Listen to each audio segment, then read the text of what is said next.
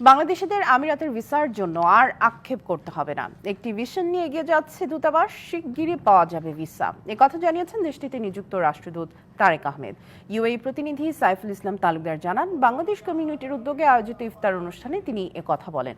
রাষ্ট্রদূত আরও বলেন, আরব আমিরাত বন্ধু প্রতিম দেশ, এদেশ অনেক কিছু দিয়েছে, তাই এখানকার আইন কানুন মেনে সভ্য নাগরিকের পরিচয় দিতে হবে।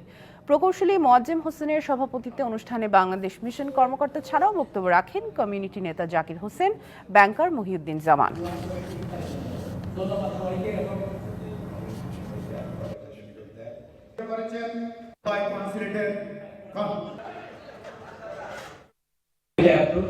যেখানে বাংলাদেশ একটা পার্টনার হিসেবে সংযুক্ত আরব আমিরাতের একটা ইনএভিটেবল পার্টনার হবে, তখন ভিসার বিষয়টা আমাদের বলতে হবে না, ওরা নিজেদের প্রয়োজনে খুলে দেবে।